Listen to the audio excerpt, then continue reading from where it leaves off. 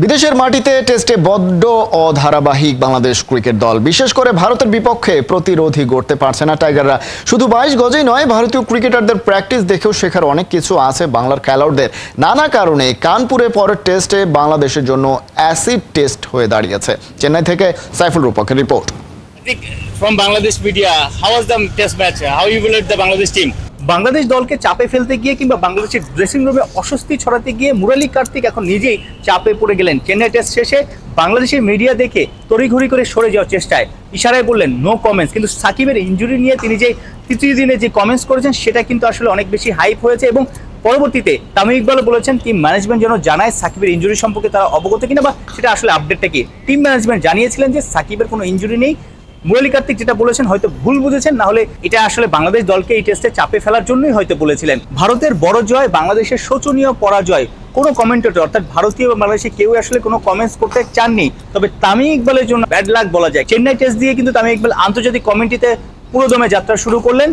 তার প্রথম টেস্ট ছিল 2008 সালে, সেই ম্যাচটাতেও বাংলাদেশ 3 দিনের টেস্ট হেরে গিয়েছিল। এই যে এত বছরের পার্থক্য, বাংলাদেশের উন্নতি কিন্তু সেভাবে দেখা যাচ্ছে না, বিশেষ করে বিদেশের মাটিতে।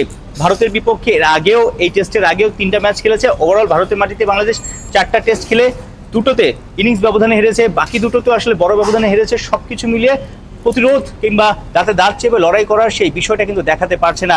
আমরা চেন্নাই টেস্টের খেলা শেষ হওয়ার পরেই সেন্টার উইকেটে দেখলাম জশওয়াল ব্যাটিং করছেন, গম্ভীর নেটের পিছনে দাঁড়িয়ে দাঁড়িয়ে তাকে টিপস দিচ্ছেন। এই ওপেনার কিন্তু প্রথম ইনিংসেই 50 হাঁকিয়েছেন, দ্বিতীয় ইনিংসে রান পাননি। এই যে দ্বিতীয় ইনিংসে রান পাননি, তার মন ভালো নেই, তিনি আরও নিজেকে তৈরি করতে চান, ভুলগুলো শোধরাতে চান এবং কানপুরে বড় স্কোর করতে চান। বাংলাদেশের ব্যাটাররা কিন্তু 20, 30, 40 রান করেই সন্তুষ্ট হয়ে যান, কিংবা তাদের আসলে আরও যে ভালো করতে হবে, দলের জন্য আরও বড় কন্ট্রিবিউশন লাগবে, সেই জিনিসটা হয়তো তাদের মধ্যে ল্যাকিংস আছে।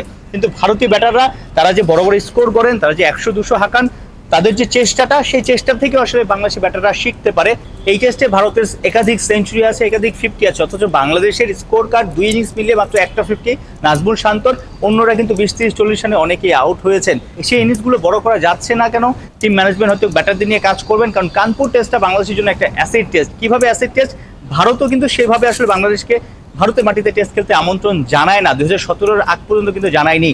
অস্ট্রেলিয়া, ইংল্যান্ড এই 2 বড় দলও কিন্তু বাংলাদেশকে টেস্ট খেলতে তাদের দেশে ডাকে না।